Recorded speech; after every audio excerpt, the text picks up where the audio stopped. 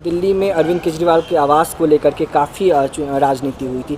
लगातार विपक्षी दल शीश महल का जिक्र कर रहा था, लेकिन अब जिस तरह से शीश महल से राजमहल चल रहा है, इसको आप किस तरह से देखेंगे? राम जी की तपस्या जो थी 14 साल की, उस पर बहुत कम लोगों ने चर्चा की। जिसका नेगेटिव आँख होता है ना, उसको पॉजिटिविटी जल्दी दिखाई नहीं पड़ती।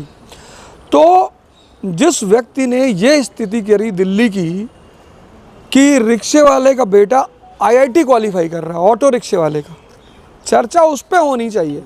और राजा जो बात आज उठ रही है, भाई कोई IAS लड़का क्वालिफाई करे और सरकार को बोले कि भैया हम तो झोपड़ी में गंगा किनारे रहेंगे, हम तो IAS के बंगले में नहीं रहेंगे। सर जी, वो प्रोटोकॉल है, कुछ एक शब्द है बड़ा प्यारा, प्रोटोकॉल। तो कुछ प्रोटोकॉल है, उसको आपको सम्मान करना पड़ेगा।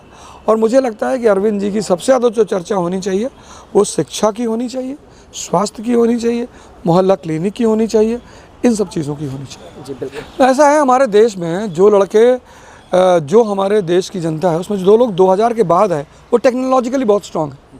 वो तो सब चेक कर लेते हैं कि भाई हम वोटर ID हमारा है, हम फंक्शनिंग है कि नहीं। लेकिन जो 1960 का आदमी है, 70 का है, 80 का है, 90 का है, वो टेक्नोलॉजी को इतना समझता नहीं। तो उस दौर में जैसे ही ऐसी जगहों पे धांधली होती है, तो बहुत सारे, मैं चुनाव लड़ा और बहुत सारे मेरे वोटर थे जो वोट नहीं दे पाए, जो वहाँ रहते हैं, मंडावली में रहते हैं, पटपटगंज में रहते हैं, शास्त्री गार्डन में रहते हैं, जो वहाँ के निवासी हैं, 20-20 साल से रहते हैं, वो वोट नहीं दे पाए।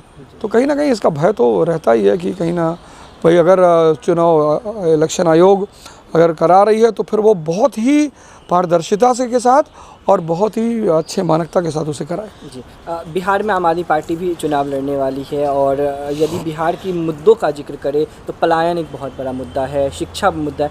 आम आदमी पार्टी किस प्राथमिकता के साथ वहाँ पे चुनाव लड़ रही है? हमारे अध्यक्ष हैं राकेश यादव जी।